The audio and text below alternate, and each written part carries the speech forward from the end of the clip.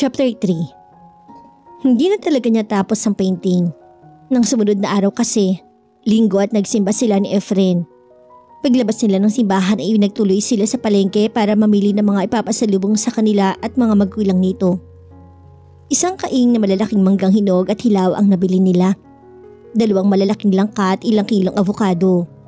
Bumili rin sila ng ilang sariwang isdang malalaki. Ang isa, pinaluto nila para sa tanghalian. At ang iba ay pinalagyan nila ng yelo sa mag-asawang Berong at Antang para maiuwi sa kanila at sa Maynila. Hindi na siya nakapagtrabaho pa. Pagkagaling kasi nilang mamili ay muli silang naglakad sa buhangin. Habang hinihintay nila makaluto ng tanghalian. Matagal na naman kasi silang magkikita ulit. Lalo na at papuntang Singapore si Efren.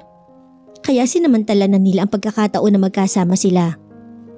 Masakit na sa balat ang sikat ng araw kaya naupo sila sa buhangin sa ilalim ng isang malaking puno ng talisay. Pag nandun ka na sa Singapore, baka makalimutan mo na akong tawagan, sabi niya. Nakahawak ang isang kamay niya sa hita ng kasintahan. Pwede ba namang mangyari yun? Tatawagan kita sa dati ring oras para pareho lang naman ang oras dito sa atin at sa Singapore. Hihintayin ko ha. Dapat lang no? Saka huwag ka magpapaligaw habang wala ako ha. Ako pa. At kailan ba naman ako nagpaligaw mula nang maging magkasintahan tayo? Napangiti si Efren. Nagsisiguro lang naman ako. Maganda ka kasi. Alam kong marami pa ring mga binata o maaligid sa'yo. At ikaw, baka naman ipagpalit mo ako sa mga inchik doon. Ang lakas ng tawa ni Efren. Nakita nilang tumatakbong palapit sa kanila si Aljon. Alam na agad nilang tatawagin sila nito para kumain. At hindi nga sila nagkamali. Nakaluto na raw ang inay nito. Pagtayo nila, kinuha ni Efren sa bulsa ang wallet na binigyan ng 5,000 si Aljon. Oh, pambili mo ng cellphone. Maraming salamat kuya. Tuwang-tuwang sabi nito at nagpauna na sa kanila na patakbo-takbo at patalon-talon sa katuwaan. Gusto kong batang yun, sabi niya. Mabait ang batang yan kaya hindi ako nanghihinayang na bigyan siya ng pera. Hindi na sila nagtagal. Gusto na rin kasi ni Efren na makabalik na ng Maynila dahil marami pa raw itong aayusin kaugnay ng pagtungo nila sa Singapore. Nagpahinga lang sila ng ilang sandali matapos ang tanghalian at lumakad na rin sila. Hindi man niya natapos ang kanyang painting. Masayang-masaya naman si Rosa dahil sa 2 araw din nilang pagkakasama ng kasintahan. Madalang kasi mangyari yun. Kaya naman tiyak na hindi agad-agad malilimutan ang karanasang yun. Maaga silang nakarating sa kanila sa Lukban. Oras ng merienda kaya inanyayahan niya ang lalaki na pumasok muna. Nagpaunlak naman to at talagang nasiyahan siya nang masarapan ito ng gusto sa sago at kamote Q. Pati ang kanyang inay at 2 kapatid ay tuwang-tuwa dahil kitang-kita ng mga to na handa na talagang bumaba ang kanilang kasintahan para lamang maabot siya nito. Ilang sandali pang nakikipagkwentuhan to sa kanyang inay at 2 kapatid bago tuluyang umalis. Inihatid nila to hanggang sa gate at kumaway pa sila na magsimulang umandar ang sasakyan nito. Kumusta ang lakad nyo? Tanong sa kanya ng kanyang inay na makabalik sila sa loob. Binubuklat nito ang maraming pasalubong na binili ni Efren. Masaya ho inay. Kahit pa paano, nakapagbakasyon ako ng 2 araw. Mabuti naman. Ang gaganda naman itong mga manggang to. Ang lalakit mukhang matatamis. Inay, may sinabi ho sa akin si Efren. Napahindo sa ginagawang pag-aahon ng mga manggang buhat sa kaing ang kanyang inay. At napatingin to sa kanya. Ano ba yun? Paalis na ho kasi siya patungong Singapore sa Miyerkules. Magtatagal ho siya doon ng mga 5 buwan. Gusto niyang magpakasal na kami pagbalik niya. Natigilan ng kanyang inay. Pero nag-aaral ka pa. Maari naman daw akong magpatuloy sa pag-aaral kahit kasal na kami. Saka tutulong din daw siya sa pag-aaral nitong 2 kong kapatid. Napatingin ng kanyang inay sa 2 kapatid na nakikiusyoso sa mga pasalubong na dala nila. Pumayag na kayo, Nay. Mabait naman si Kuya Efren. At saka mayaman pa. Singit naman ni Jessie. Oo nga, Nay. Sagot naman ng bunso nila. Basta ba, ganoong may pangako siyang tulong sa 2 kapatid mo eh. Hindi na ako tututol. Ang totoo naman, Gusto namin siya ng itay mo para sa iyo. Salamat ho, Nay. Pero teka, yun bang mga magulang niya ay payag na makapakasal sa kayo? Hindi siya nakasagot. Hindi naman kasi alam ng kanyang ina at itay na ayos sa kanya ng mga magulang ni Efren. Hindi ko alam, Nay. Pero ang sabi ni Efren, wala naman daw problema sa kanyang mama at papa. Pagsisinungaling na lang niya para mapaligay ang loob ng kanyang inay. Kung sa bagay, tsak namang mamamanhikan sila sa atin. Yung pagsama lang nila kay Efren para mamanhikan ay indikasyon na gusto ka rin nila. Hindi rin lang sila kumibo at alam naman niyang walang pamamanhika mangyayari kung sakaling ang matuloy ang kasal nila ni Efren. Wala naman naging problema sa plano ng building na ginagawa ni Efren. Na makita to ng 5 Singaporean na siyang nagpapagawa ng building, agad na nagustuhan ang design. Liban sa mga minor details at walang ipinaiba sa kanya ang mga kliyente. Pagkaraan ng 1 linggo, naaprubahan ang design kaya inihanda na ang pagsisimula ng construction ng building. Ang kanila ring kumpanya ang gagawa niyon, kaya pagkaraan pa ulit ng 1 linggo ay nagdatingan na ang kanilang mga engineer na siyang mamamahala sa construction. Siya ay kailangan naroon pa rin para tiyaking ang lahat ng detalye sa kanyang plano ay masusunod.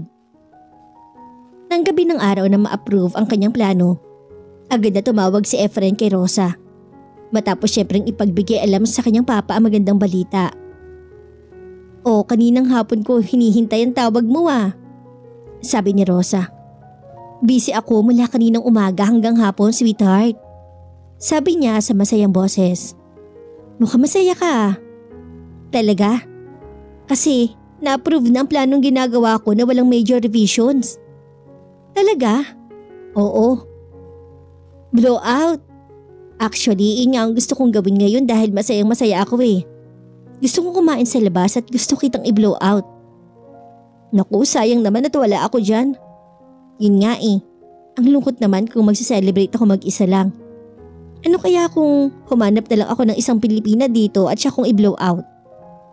Subukin mo at makikita mo ang hinahanap mo. Pabilong pagbabanta sa kanya ng kasintahan na kinatawan niya ng malakas. Anong gagawin ko? Mag-take out ka na lang ng pagkain, diyan ka na lang sa apartment mo kumain. Isipin mo na lang na kasalo mo ko. Napabuga siya ng hangin. Bigla kasi niyang namiss ang kasintahan.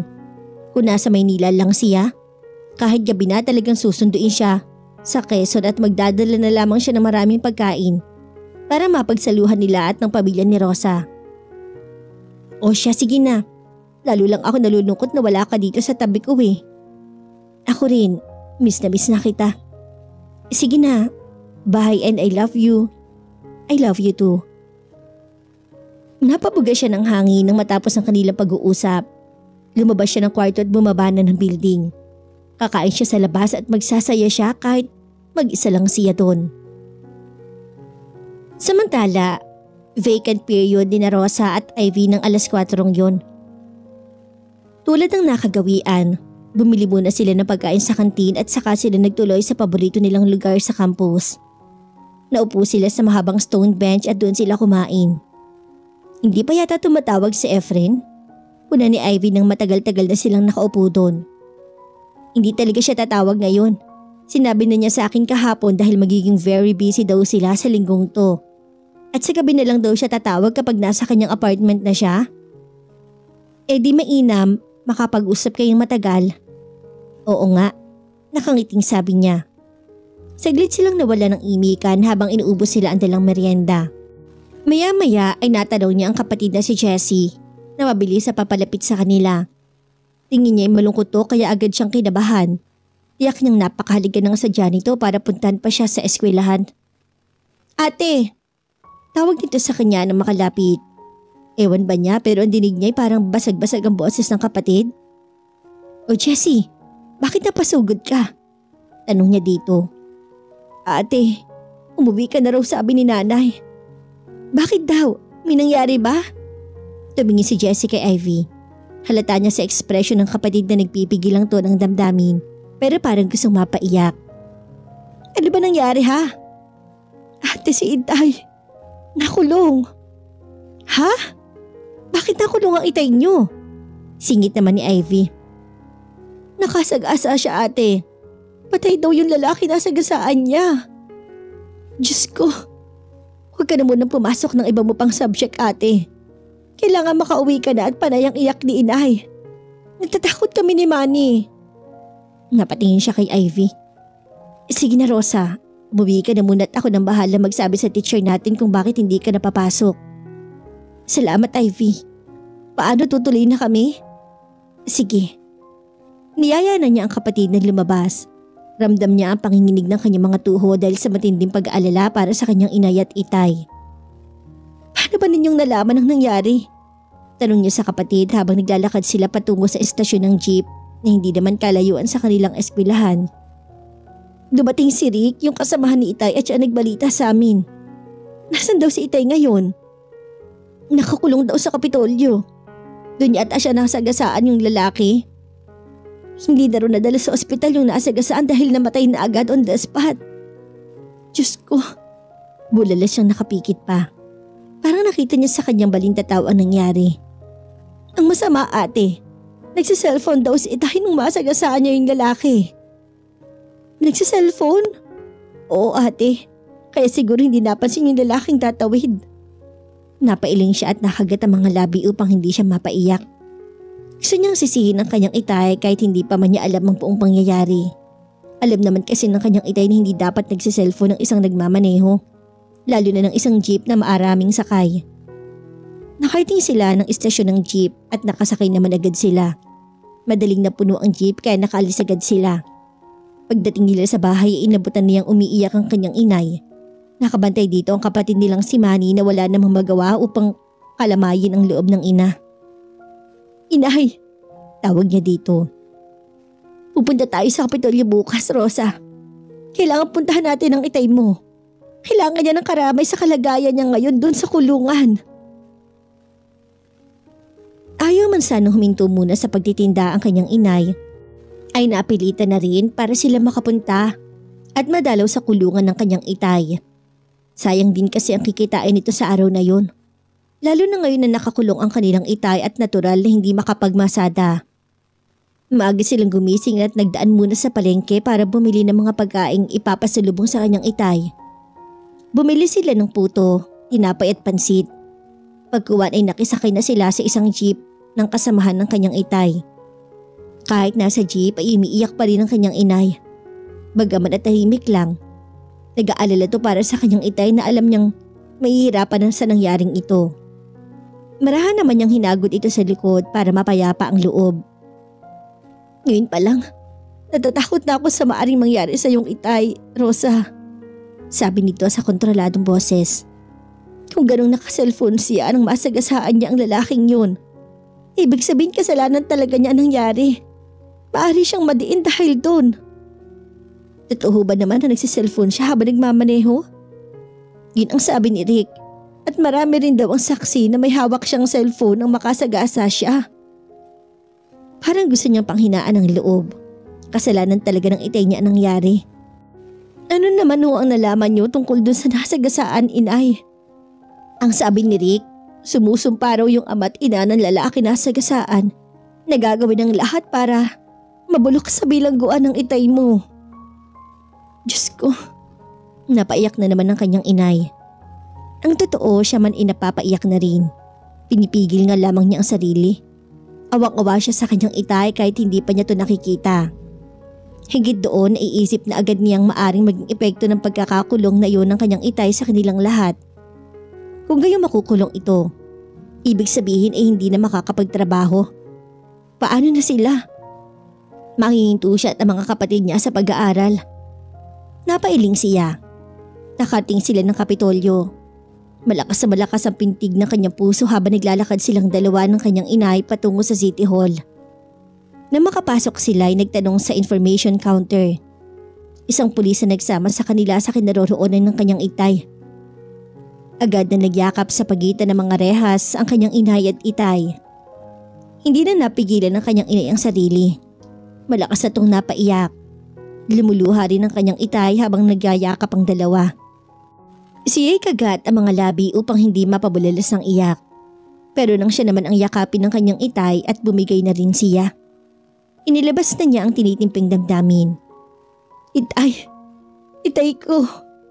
Bulalas niya habang mahigpitan na kayakap sa ama sa pagitan ng mga rehas.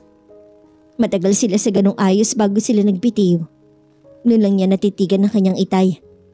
Humpak ang mga pisngi nito at nanlalalim ang mga mata. Marahil ay hindi nakatulog kagabi. Maliit lang kasi ang selda at may nabilang na siyang 6 na katao na kasama nito sa seldang yun. Marumi na ang polong suot ng kanyang itay at magulo rin ang buhok nito. Ano ba talaga nangyari, Celso? Tanong ng kanyang inay dito. Parang napapahiyang nagbabato ng tingin. Kasalanan ko talaga, Milagring. May hawak akong cellphone kaya hindi ko napansin na tumubit ang lalaking yun. Huli na, bago pa ako makapagpreno. Nasagasaan ko na siya. Bakit ka naman kasi nagsiselfone kayong nagmamaneho ka? Paninisin ng kanyang inay dito. Inay, wag na ho niyong sisihin si Itay. Nangyari na naman ho ang nangyari eh. Hindi kumibo ang kanyang inay. Nagbabato ng tingin at nagsimula na namang mapaiyak. Milagring, Rosa anak, tulungan niyo ako makalabas dito. Hindi ako makakatagal dito. Baka madali ang buhay ko dito kapag nagtagal pa ako. Hindi siya makasagot. Paano ba niya matutulungan kung ganitong umamin na to na may kasalanan nga sa nangyaring pagkakasagasa? Saka ano ba ang magagawa niya? Wala naman sila mga kamag-anak na mayaman na maaring makatulong sa kanila. Kahit mga kaibigang mayaman ay wala sila. Milagring, Rosa. Nakikiusap ang boses ng kanyang itay na lalong kumukurot sa kanyang puso. Ano bang maaari naming gawin, Celso? Tanong dito ng kanyang inay. Lumapit kayo kay Mang Roger at makiusap kayong tulungan ako. Tamang-tama't nasa lukban siya ngayon. Makiusap kayong aregluhin ang kaso kong to. Mamamatay agad ako kapag nagtagal ako dito. Milagring, anak. Hayaan mo. Gagawin namin ang sinasabi mo. Kakausapan namin si Mang Roger. Sagot ng kanyang inay. Ang Mang Roger ang may-ari ng jeep na pinamamasada nito. Sumama ka, Rosa. Ikaw ang marunong at ikaw ang magsalita kay Mang Roger. Oho, Itay. Kamusta nga pala ang 2 kapatid mo? Sina Jessie at Manny? Mabuti naman ho, Itay. Gusto nga sanang sumama pero hindi na namin sinama dahil may pasok silang pareho. Ibinigay niya sa ama ang dala nilang mga pagkain. Sana pinagdala rin ninyo ako ng may pampapalit dito sa suot ko. Pasensya ka na at nawala na sa loob namin dahil pareho kami natataranta. Hinging pa umanhin ng kanyang inay. Hayaan mo. Kahit itong si Rosa, pababalikin ko dito para magdala ng mga maiisuot mo. Bago yan, puntahan muna ninyo si Mang Roger. Huwag ka mag-alala. Pagdating namin dun ngayon, pupuntahan namin siya para pakiusapan. Salamat. Muli silang yumakap dito at muli rin silang na nagkaiyakan. Pagkuhan ay nagpaalam na sila dito. Wala na silang ibang pinuntahan pa. Pagkagaling ng City Hall, ay umuwi na rin sila.